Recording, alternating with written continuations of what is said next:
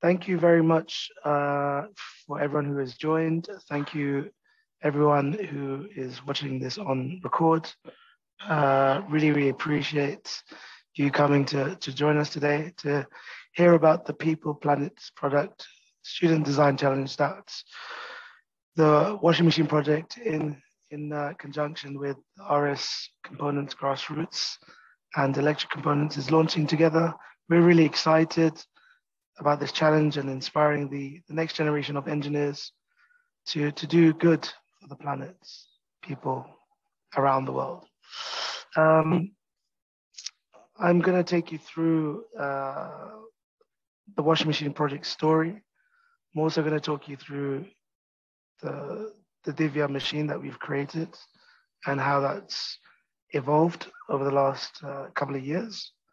And I'm going to talk to you about the challenge in particular, and how you guys can help with this particular challenge and apply your skills to real world problems. And then I'm going to answer any questions that you have on the challenge or the washing machine project in general. So I'm going to start by sharing my screen, and then I'll present and I'll talk to you about the washing machine project and where we started to begin with. So if I could be enabled to share my screen.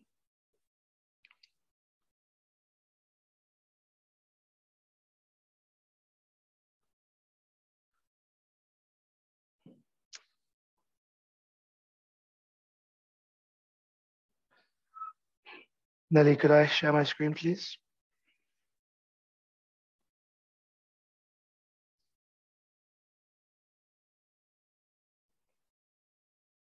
Thank you.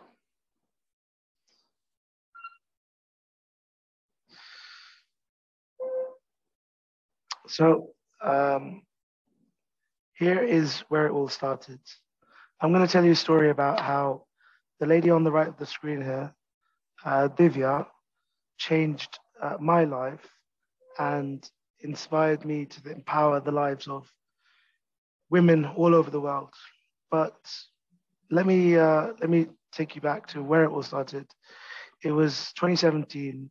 I had recently quit my job at Dyson because I was fed up of making vacuum cleaners for rich people, and I decided to make clean and efficient cook stoves for people who use solid fuel to cook their food.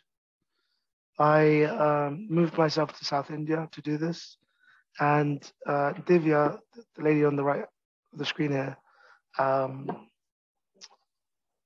was my next door neighbor. We became best friends. My Tamil was rubbish, and her English was amazing, and we would catch up on everyday activities all the time. And seeing Divya doing these really time-consuming, laborious, tiring tasks was so frustrating. I would see Divya spend hours and hours a day foraging for wood to cook her food and hand washing her clothes.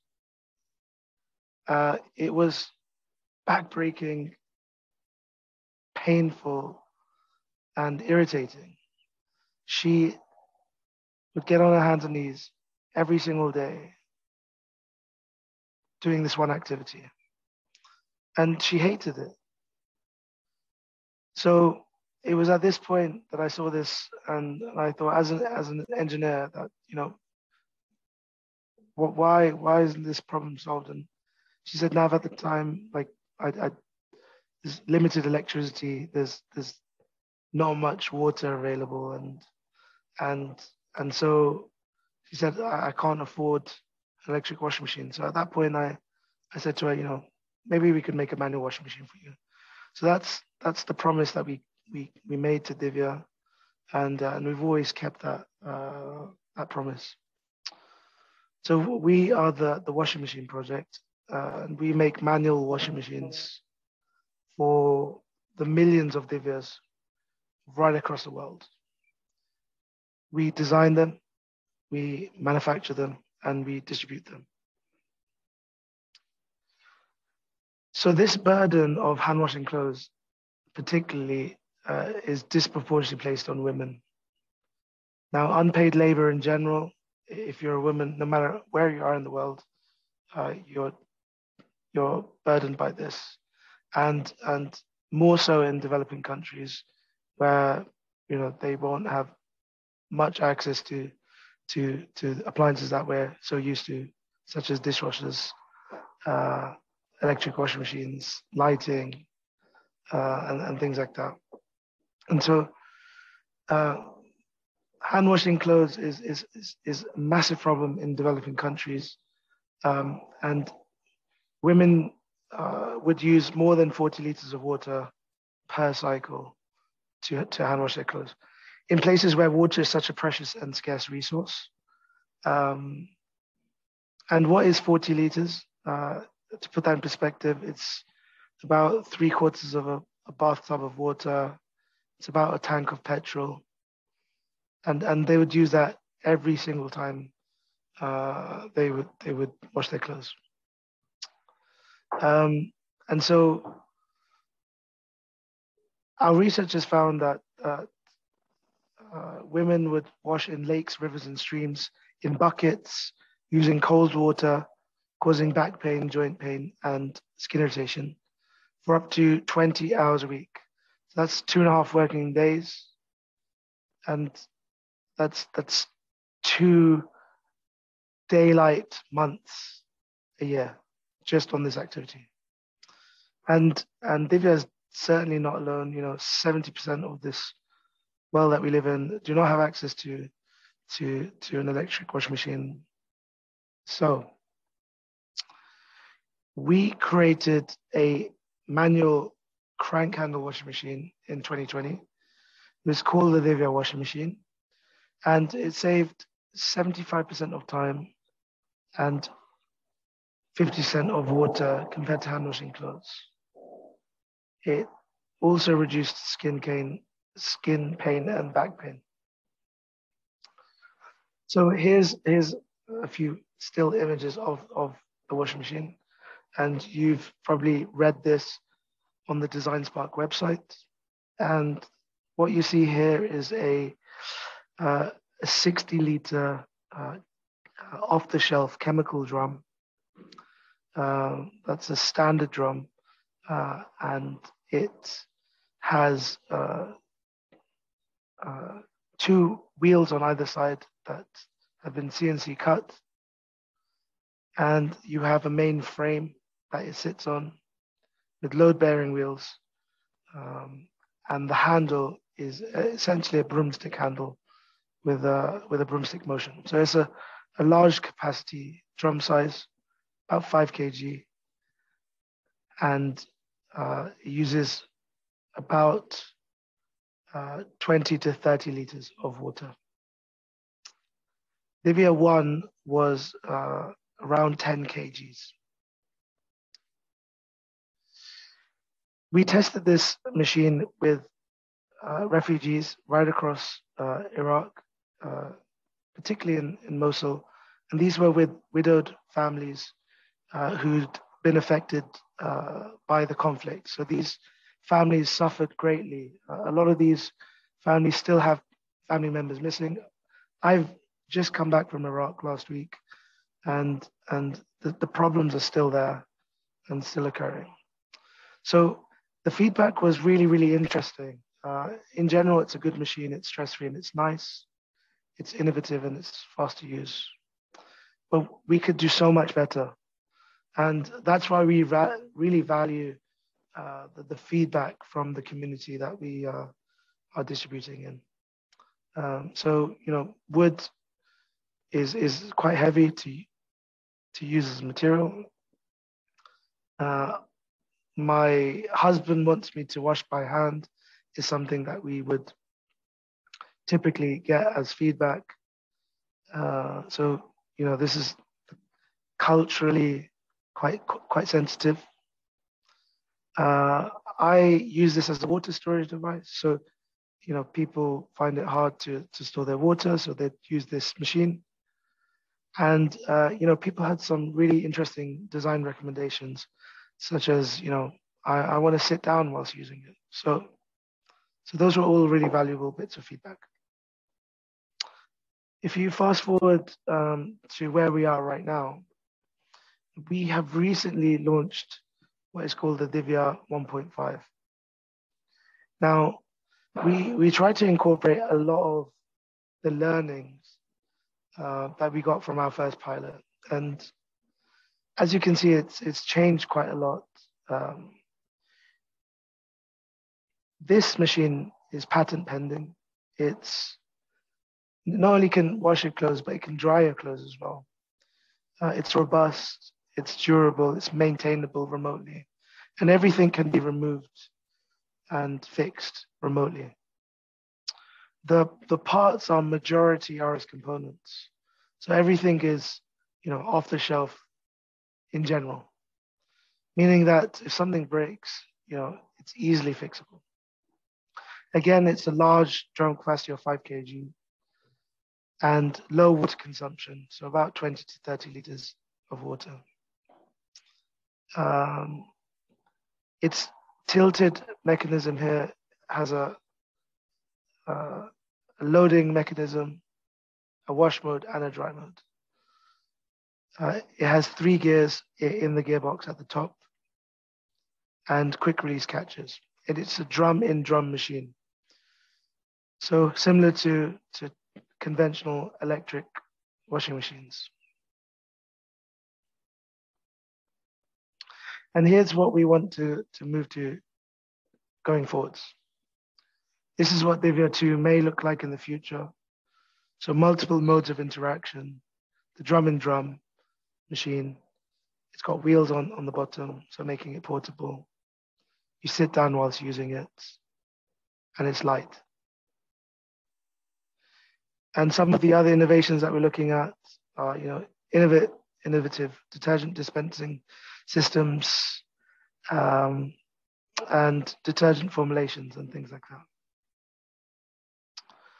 So when creating a product in such a sometimes hostile environment that is also quite culturally sensitive, it's really important to do your research.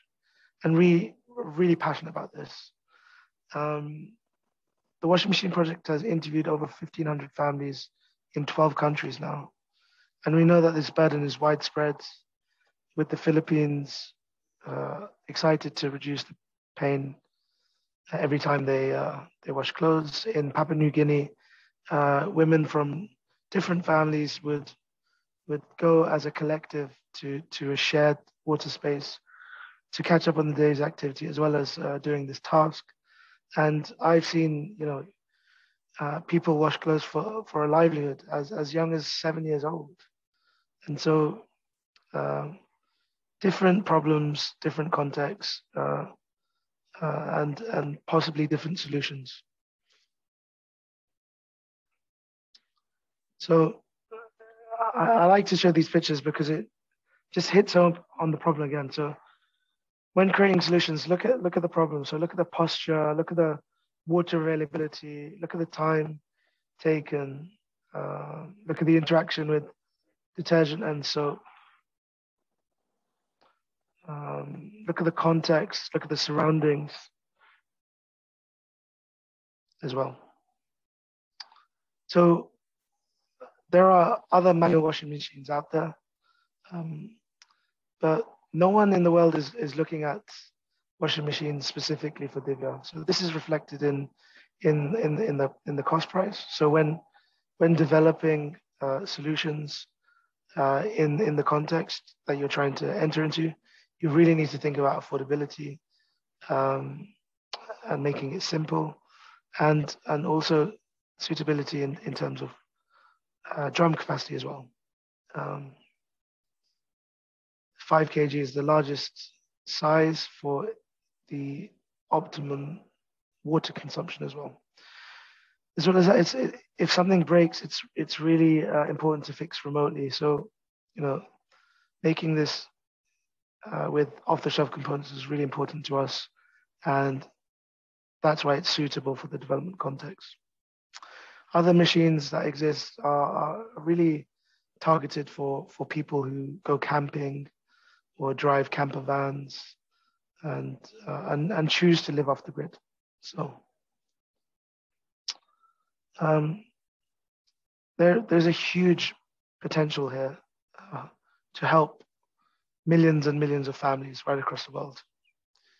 We've currently focused our efforts in camps around the world. And as I said before, I've been to Iraq just last week where we were distributing our Divya 1.5 machines. And we've found that the interest has been widespread right across the world in refugee camps. And we continue to pilot that and expand into different markets over the next year or so. So we want to highlight the importance of pilots and making sure that the users are using our machine. And in these pilots, we'd love to see some of the solutions that you come up with to the challenges that we've set you are on the machines that we distribute over the next 6 to 12 months. And then we distribute 1,000 washing machines next year and 6,500 washing machines the year after. And we want to continue to innovate with different technologies. So we are currently developing refrigeration technology, which we will launch in a couple of years' time. This is really important to highlight about cost and how are you going to get the machines out there? How can they be locally manufactured, locally sourced? And who's going to help you do that? And so some of the alternative models are quite interesting. So laundrettes, so people can pay for people to wash their clothes. So you're creating a circular economy there. And we're really proud to have Electric Components as one of our principal partners over the next 3 years to really supercharge our growth right across the world and empower the lives of millions of women wherever they need it.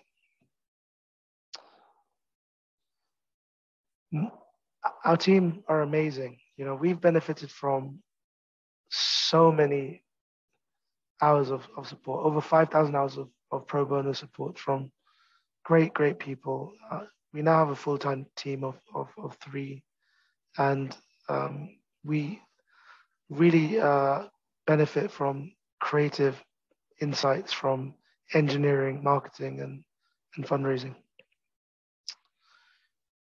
I'm particularly passionate about the next generation of engineers, which is why I'm here talking to you, because you are the next generation. You are the solution.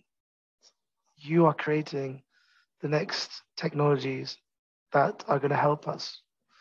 And I have a personal mission to inspire you to create solutions for Divya and her friends right across the world. And so we've spoken to thousands of students all around the world about the importance of innovation. And so I'm here to talk to you about the People Planet Product Student Design Challenge, where we've set you 3 challenges in both in People Planet and products to really put your mind to solving some of the pressing problems that we face on a daily basis here at the Washing Machine Project, but more so thinking laterally and out of the box in what people need right across the world. So I'm going to expand on these 3 challenges a bit right now. And you can see how much progress we've made over the last couple of years, but I think we can do more, and we need your support. So if we start with people, so challenge 1 is all about developing something for the cultural context. Remember in the previous slide, one of the feedbacks that we faced was, my husband still wants me to wash by hand. So how do we implement this uh, with the daily practice, or without endangering or without the person using it, having to go through too many hoops. How can someone pick this up without learning too much, and just get it straight away without having society pressure around them? So you can think of things like um, uh, when we were developing our machines, even things like having your legs open whilst using a machine. Is that culturally acceptable in the context? Is that with dignity? We wanted people to get off the floor whilst using our machine. So empowering users, giving them greater agency. And that's all in challenge 1 with people. Challenge 2 is planet. Now, water is such a precious and scarce resource. And challenge 2 is thinking about how can we reuse the water that comes out of the Divya machine. And you typically reuse this water for agriculture, for drinking, for cooking, for washing yourself, washing the clothes. And so, developing a very low-tech filtration device, filtration system that can be attached to the Divya washing machine in a very ergonomic way is of interest to us, and people want this. They are looking for this right now, and I promise you, if this is a good solution, we will incorporate it on the next iteration. The third and final challenge is product, and this is all about efficiencies. So these are efficiencies in weight, in efficiencies in the ergonomics. It's the efficiencies in water consumption. It's the efficiencies in portability, and so on and so forth. So how can we make the Divya washing machine better as a product in itself? And so that's challenge 3, the product.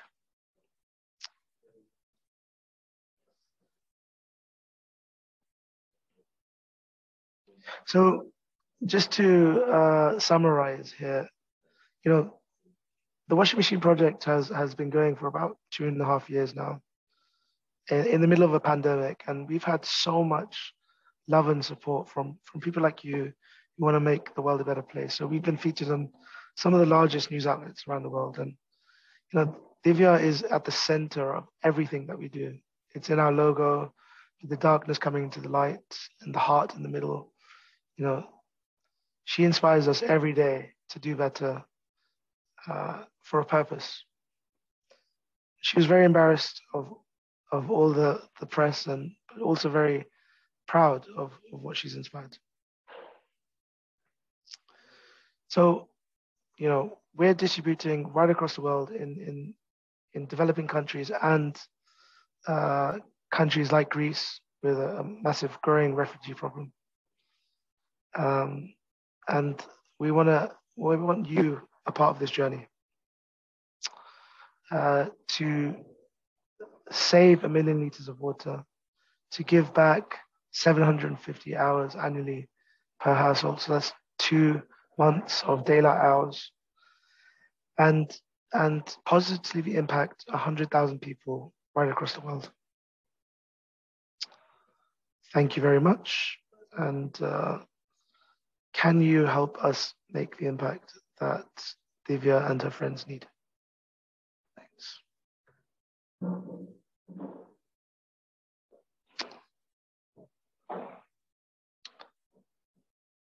So I have a few questions here that I am going to go through. So these are questions that have come in ahead of the webinar, and I'll go through them. one by one. So the first question here is, what sort of cultural challenges are there that prevent women from using the Divya washing machine? So thanks for that question. Cultural challenges could be, I don't want you to go out of the house.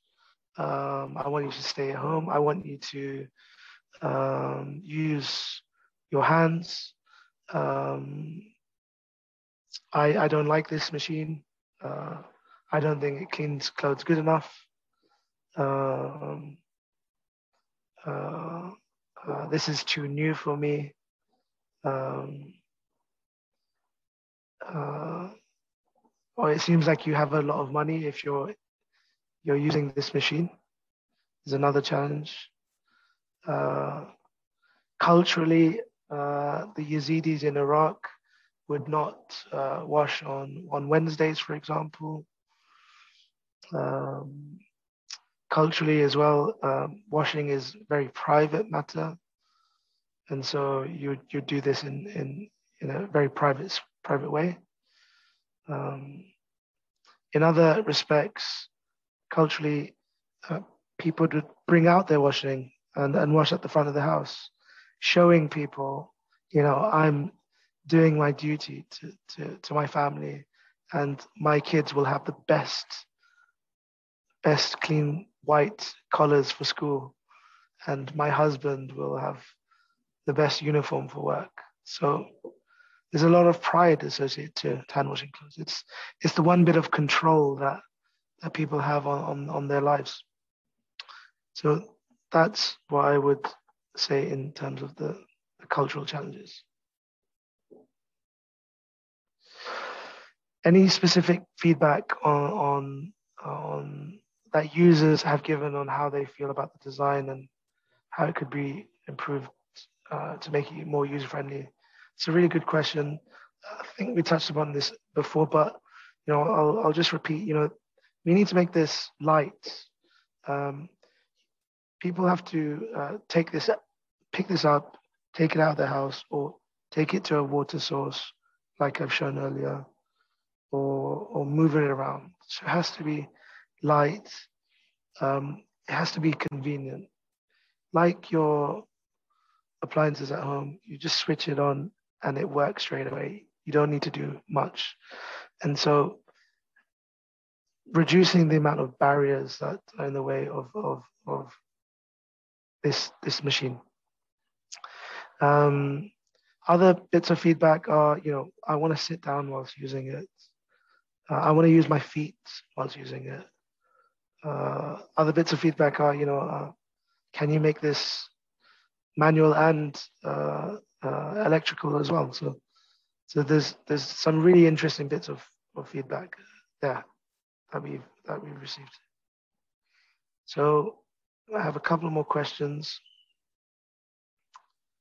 So just to highlight again, the Divya washing machine uses about 30 liters of water for 5 kg of clothes. It's about a 50% reduction compared to hand washing clothes. The Divya washing machine, Divya 1 weighed 10 kg and Divya 2 weighs 25 kg. Now, the challenge is, how do we get that back down to 10 kg?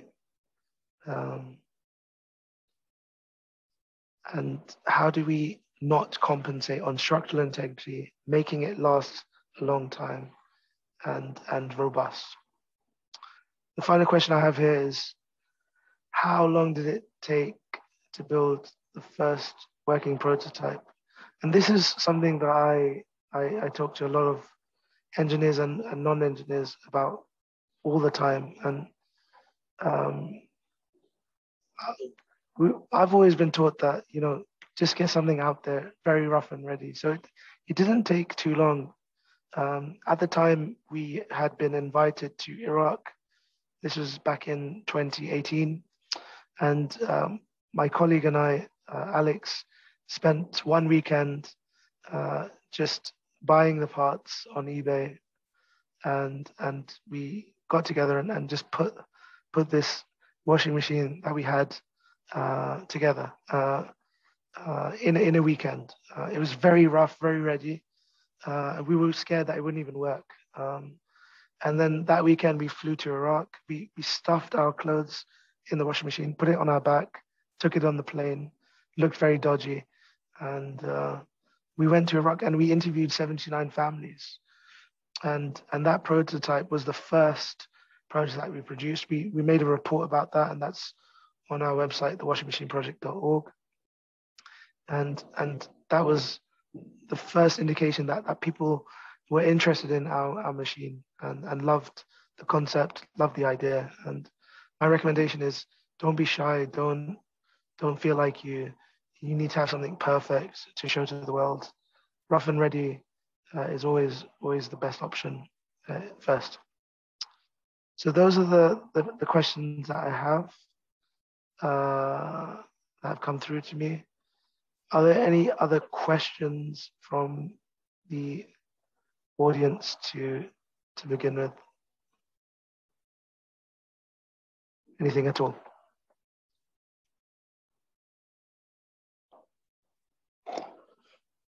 So there's a Q&A box, right? Q&A box, right? Okay. Kai Goodall says, how many items have been deployed and the success rate? This is a really good question. So we've distributed about 150 machines now over the last couple of years. Divya 1 was started at about 30% success rate, and then it grew to about 50% success rate. Now Divya 1.5, we've just distributed, and I've had about 5 to 10 conversations with families. It's looking really, really positive. I spoke to one lady who had been waiting for this machine for over a month now, and we had a really positive discussion with her. And spoke to another lady from a family who has 2 family members still missing from the conflict with ISIS, and she said, "Thank you so much." She said now that the winter is coming in Iraq, her hands won't hurt anymore every time she has to dry her clothes, which was really beautiful sentiments. So Kai has gone on to ask, what are the major design challenges of the current machine? I think it's making sure that it's in cost, robust, it's easily maintainable remotely. So it's very hard to send out someone to fix it. So how can people fix it remotely? How can we empower the people to fix it? Another challenge is posture. 5 kg of clothes is a lot of clothes, and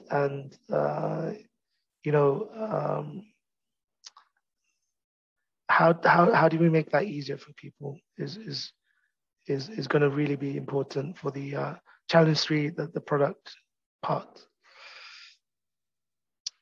So this is a very good question from Kai again.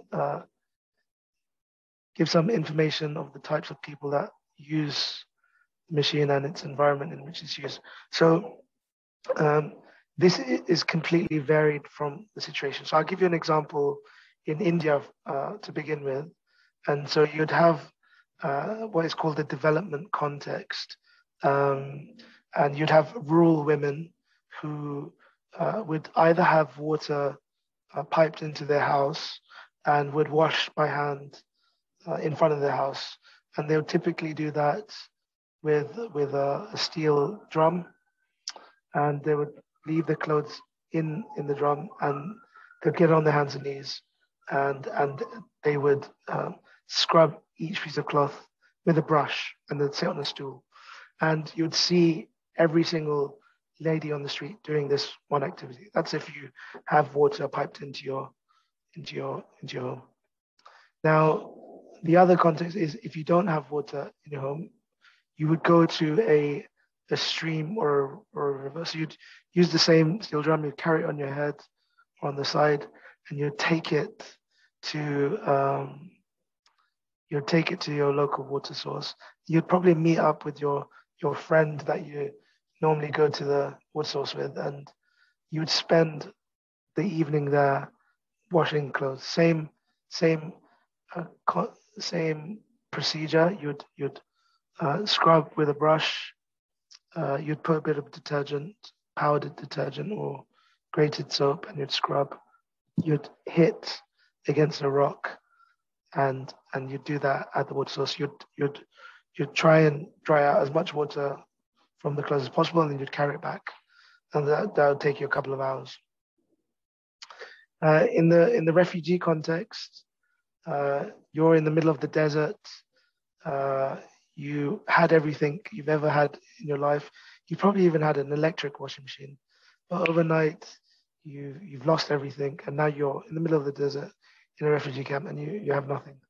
But you know what having an electric washing machine is like. But you have to hand wash your clothes, and in Iraq, for example, washing clothes are very private. Especially washing underwear and things like that. So it's a very secretive thing. So people would wash after dark or in the early mornings when no one's looking. They would do so in their rooms or in their bathrooms or in a shared water facility. And they would have an electric washing machine, but it'd be broken because they would fix it with second or third hand parts. And so those are the kind of three or four kind of different contexts that I've given you. Another thing is that in very humid environments, it's very hard to dry your clothes. So the clothes would often get moldy, and then you'd wear them wet. Yeah, so thank you for the questions, Kai. Is there anything else from anyone? Dino?